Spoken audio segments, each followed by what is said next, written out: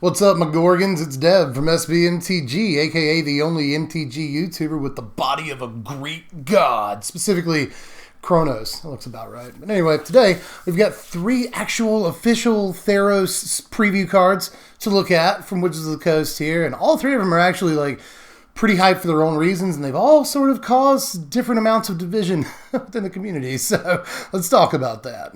Yo, I'm sorting through some heinous haters like a pooper scooper. I'm just trying to take my life like a Koopa Trooper. I'm double Mario, that mean I'm super. And I'm freaking dangerous like a Chupa Cabre. Got them all day like a Kanye, but I'm way better getting cheddar in Monterey. But Jack, you don't know, man. You got the show, man. You want roast beef? Well, I'm always. Hello again, everyone. Now, I want to tell you at the beginning of the video here that I'm going to do things a little bit differently than I normally do them for spoiler videos. But if you've been with the channel for a really long time, first of all, thank you. You're awesome. But also, you might remember a time when I would go over the pros and cons of each card that I was previewing and then assign a numerical value to them.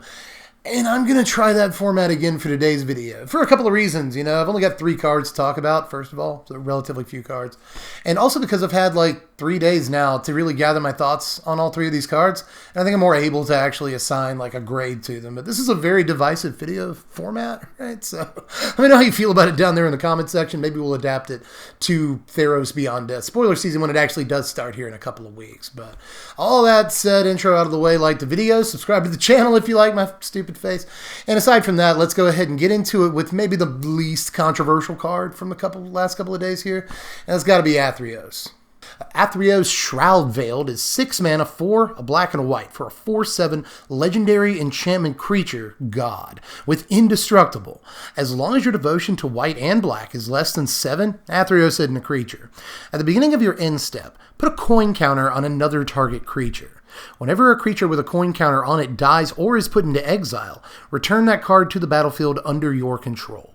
Alright, Addy is our buy a box promo this time around, and I think that it actually strikes a really good balance, the way you want a bad promo to do. This doesn't look like a very powerful card, nowhere near a card like, say, Nexus of Fate, but it even looks less powerful than a card like, say, Kenrith, which does see some French standard play. Not to say this couldn't, because decks like Doom Foretold probably want something like this, although it costs an awful lot of mana, which is the biggest like sticking point for me, the thing making me not like it very much. 6 mana is so much mana, especially in a standard format where you have an awful lot you could be doing in the 6 mana slot. I could see this maybe being a one-of in certain decks. Again, Doom Foretold comes to mind, but also decks playing things like the Cavaliers, Cavalier of Night, Cavalier of Dawn, could both, you know, make this work pretty well, because if you're putting coin counters on Cavalier of Dawn or Cavalier of Night and letting it come back after it dies, that could obviously be a really powerful interaction. Plus, decks like Doom Foretold and pretty much any Orzhov deck are going to play a lot of removal pieces, you know, usually things like Mortify, Murderous Rider, stuff like that. So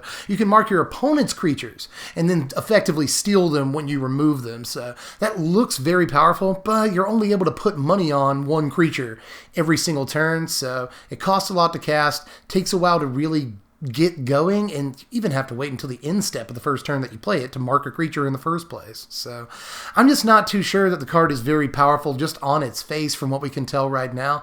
And it even looks like it might be a nifty commander at first glance, but I'm not too sure about that. Again, the ability to only put money on one creature a turn just doesn't look great. And even if we do get some coin support in this set, I don't know that it's going to be enough to really make this your commander, even if we get a half dozen cards that put coins on things. So again, in Commander, I'm just not sure that it's as good as it looks, but I will say, once it does come down in a format like Standard, it's really difficult to get rid of. I think that people are undervaluing the indestructibility on this card. It's a big deal, especially in the Standard format, where one of the only things that can really deal with it are things like D-Spark, a great card against this thing. But there's also stuff like Prison Realm, and we just saw Banishing Light, which is actually somewhat important. That's very important information to know that we're getting effectively another Oblivion Ring type card that can take out any permanent type in this next Standard. So keep that in mind. But Athreos is a little bit weak to cards like that, but there are relatively few answers to a card like this in Standard right now, and the kind of long game value this can get you is actually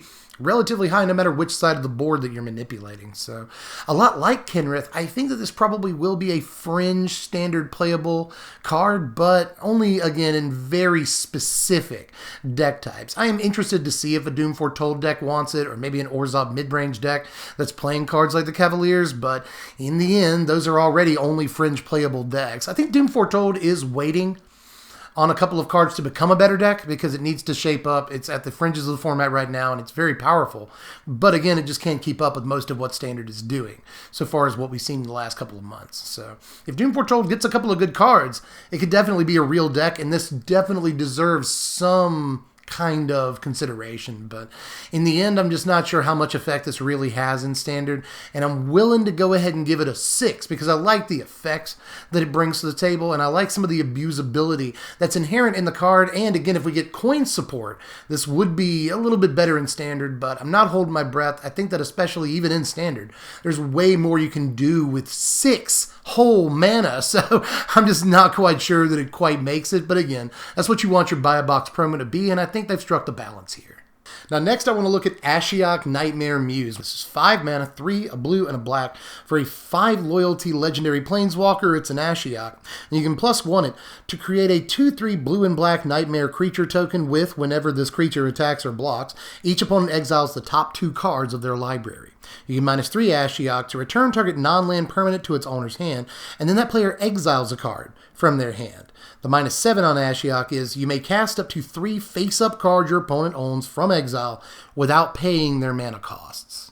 I want to be very clear, I don't think that this is an insane Magic card or anything, although I do think that it's more than decent. 5 mana, you get 6 loyalty the turn it comes into play most of the time. It might go down to 2 loyalty, but you got to remove something with this recoil ability, which is actually even better than cards like recoil. They have to exile the thing that they remove from their hand, which is actually really important. And if you catch your opponent flat-footed with no cards in their hand, you're basically just exiling a thing, which is really, really nice too. But do keep in mind that very often your opponents are going to have more than 0 cards in their hands. This won't always just be a removal spell against a card that's on the table, but your opponent does have to think twice about what they exile from their hand because you might be able to play it if you ever actually ultimate your Ashiok. So another little wrinkle in gameplay there. The best ability on it is probably the first ability because you're not always going to get to the ultimate. When you do get to the ultimate, it's going to win the game for you, and we'll talk about that a little bit later. But the +1 ability I actually think is really solid on this.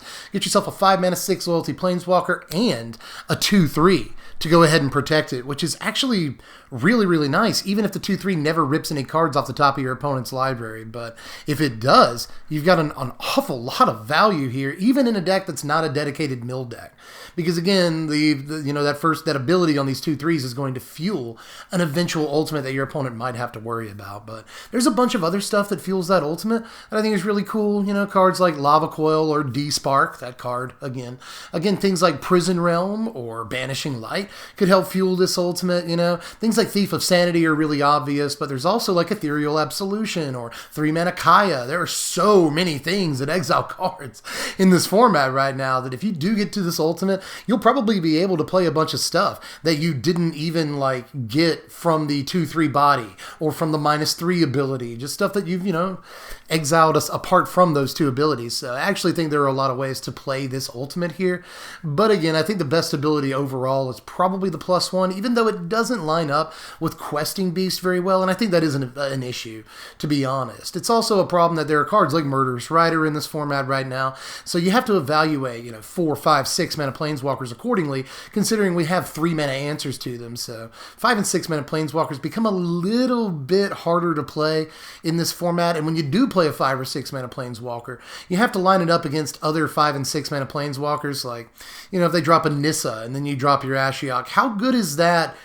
Really, if you're going to play a 5 mana planeswalker, how does this line up against Nissa? Not very well, in my opinion. But at the same time, this card does have a great removal ability on it, has an ultimate that is fantastic when you do eventually get to it, and in the meantime, it's a creature factory, and I'm always going to love, pluses that create creatures. It's a fairly well-statted creature too, even without the creature having any relevant text on it, but the text is very relevant, especially in a dedicated mill deck or in a deck that's almost guaranteed to get to the ultimate eventually. eventually. If you can protect this Planeswalker well enough, I think that it's going to help you win the game eventually, and that's what Planeswalkers should do. But just based on the casting cost and how it lines up with some other stuff going on in the format, especially, again, D-Spark, we'll talk more and more about that card as time goes on here. I think it's actually really important to point out D-Spark, but even with stuff like Questing Beast and Murderous Rider, it just does not line up very well, and in the 5-mana Planeswalker slot, there's definitely better stuff you can be playing, so I'm going to kind of tune down the hype on this a little bit, even though I think it's a more than playable 5-mana Planeswalker. I can't really give it more than a 7. Don't worry, Ziggy's here to calm you down after that one. He just came in. He heard that there was a commotion in the comment section, so he decided to come on in. And you're going to need him. You're going to need a support animal for this next one, because the final card I want to talk about is Elspeth. Elspeth's Sun's Nemesis is 4 mana, 2 and 2 white for a 5 loyalty Planeswalker with nothing but minus abilities. You can -1 Elspeth and have up to 2 target creatures you control each get +2/+1 until end of turn. If you -2 Elspeth, then you create 2 1/1 white human soldier creature tokens. If you -3 Elspeth, you gain 5 life. But here's the cool thing. You can escape Elspeth from your graveyard. If you pay 4 and 2 white mana and exile 4 other cards from your graveyard, you can just cast this from your graveyard. All right, you ready? Here we are. I think this card is quite good. I actually do think this card is quite good, to the point that I think that a lot of people making arguments against it online might possibly be trolling. Either that, or they have actually legitimately underestimated the value of a Planeswalker that you can play out of your graveyard multiple times a game. That's nuts. I know that 6 mana is an awful lot, which is usually what people's complaint boils down to, is 6 mana is so much for what you're not getting on this card, but I actually think you are getting a lot. Just for the 4 mana investment, you get 2 Raise the Alarms, which is pretty decent, and even then, it leaves you, hey buddy, it leaves you with the ability to boost them all at least one time, which means that it's kind of reminiscent of History of Benalia in that way. But any Planeswalker that comes down and makes 2 blockers to protect it seems really, really good to me. Even if they're just 1/1s, making 2 creatures every turn, for a couple of turns at the very least, is always a decent ability. Plus, if you just make a couple of 1/1s, and the next turn, if you want to -1 your Elspeth, then you can swing for 6, swing into Nissa animated lands and stuff like that. Card lines up fairly well in that way. So I like a lot about this. Note how much I'm sort of piling on all at one time. And I haven't even talked about the life gain ability yet, which a lot of people say is straight up useless. I don't know if those people have played a game of Magic, but at the same time, I'm piling on a lot here all at one time, just in service of showing you how versatile the card can be. You know, you need to go ahead and make 2 1/1s a turn it comes out and then pump them and swing into that empty board next turn. You can do that. You want to throw it down, make 2 1/1s, block for a turn, then Wrath next turn and make 2 1/1s again. Next turn you can swing for 6, you know, and then get it out of your graveyard. All of that seems like a pretty decent line. You want to play it, gain some life off of it, and then force the opponent to swing into it, thus technically gaining you a couple of more life because they have to kill your Elspeth rather than attack into you. You know, we talk about that a lot. The way Planeswalkers quote unquote gain you life, because your opponent has to kill them rather than swing into you. So this could effectively gain you 7 or 8 life the turn that you play it, and you can play it out of your graveyard again a couple of turns later after you have stabilized, after you have played that sweeper. So again, I think control decks and mid-range decks might actually be really fond of this. The first time you play it, it's just fine, but the more times you can play it out of your graveyard, let's say you play 1 copy of this a total of 3 times out of your graveyard, that is unbelievable value. And just the ability to play it Wrath on the next turn and then go ahead and get 2 bodies on the battlefield immediately, that can turn the game around so quickly. I mean, the card can do in the double digits of damage by itself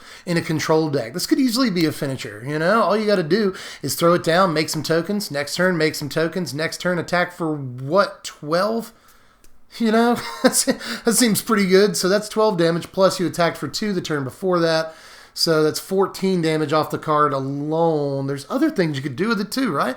Like if you just made 2 tokens, and then the next turn you swung, and then you swung, and then you swung with those same 2 tokens. What are you doing? That's 3, 6, 9, 12. That's 18 damage. by itself, just off 2 tokens, then 3 -1s. So that seems really good. And if you're behind, it can gain you some life or give you some board presence. I just don't know what the actual gripe is about the card, because once you do have to pay the 6 mana to get it out of your graveyard, the game has probably progressed to a point where you don't mind so much paying 6 mana, you know? No matter what kind of deck you're playing, aggro, mid-range, control, whatever. If it's turn 9 and you top deck a land, would you rather not have this in your graveyard? You know what I mean? Like, it's something to do with your mana in pretty much any kind of deck. Once the game goes late, allows you to reestablish board presence or just come back from behind, you know, in any control deck where you're able to throw this down, make some tokens, and then next turn gain 5 life or do that in reverse or whatever. That can bring you up from like 7 to 12 and give you board presence. All of this seems really good to me, so I'm not saying that it's an incredible Planeswalker. There are definitely issues. All the same things that I said about Ashiok, for instance. You know, there's D-Spark, which lines up pretty well against this, obviously. Exiling is a way to make sure it never comes back again. So that's not good. But also, you know, Banishing Light. Prison Realm, this is fairly weak to as well. Plus things like Questing Beast, this is fairly weak to. So again, this doesn't line up with some of the important cards in the format, but especially just in a vacuum, a Planeswalker that can recur multiple times in a game, puts in the double digits of damage on the board by itself, reminiscent of History of Benalia, can also just gain you a buttload of life over the course of a game. Just how versatile it is and how recursive the card is makes me think that it's way better than a lot of people are evaluating it, and I will give this thing a 7.5. Now, know that a 7.5 is still not a super high score, but it's still probably going to set a fair amount of people off that are literally calling this. If you go to the Mythic Spoiler comments on this, somebody has literally called this the worst Planeswalker of all time. Like, usurped Tybalt in worst Planeswalker of all time-dom. And that's what I mean by, like, some people have got to be trolling. Because the card, I'm telling you, the card is nowhere near that bad. And people did, like, kind of bag on Oko. There were spikes saying that Oko was a good card, don't get me wrong. But the majority of the community was like, yeah, Oko's not great. And then look what happened with that. You know, there's been a bunch of cards, really even just Planeswalkers, over the last couple of years that people have scoffed at, and then they've gone on to become, like, format staples. So I'm not saying that's definitely going to happen here, but it's a lot more likely than some people think that it is. A recursive Planeswalker is just going to be good almost no matter how underpowered it looks to you, but this is nowhere near as underpowered as you think it is. Even if it didn't recur, I don't think it'd see much standard play, but it's a lot better than a bunch of the like uncommon War of the Spark Planeswalkers. I think a lot of people are focusing too much on the fact that this can't plus, especially in a format where we have like Proliferate. You know, I'm not saying this makes Proliferate good, because most of the Proliferate cards are bad, but at the same time, at least it's an option in this format, so you got that going for you. But just the fact that it recurs itself really makes up for the fact that it doesn't have any plus abilities, and if you just see this twice in one game, it's probably going to do an awful lot of work for you. You don't have to play too many multiples of it, you know, maybe just 1 or 2 copies of it, because once you see 1 copy of it, you can probably just play that same copy 2 or 3 times. So I'm not suggesting you play 4 of Elspeth in your deck, and it's nowhere near the power level I think some people were expecting of Elspeth, but I do think that this is a sleeper card right here because so many people are putting it down, then they don't understand the value of a Planeswalker that you can replay over and over from your graveyard. To me, that seems like it could have very easily been a mistake, and we're still not sure that it wasn't. Not to mention, I haven't even brought this up. I think I sort of breezed over it earlier, but this is very important. You can just minus it to death one turn, and then replay it on the same turn. That's good. You know that's good, right?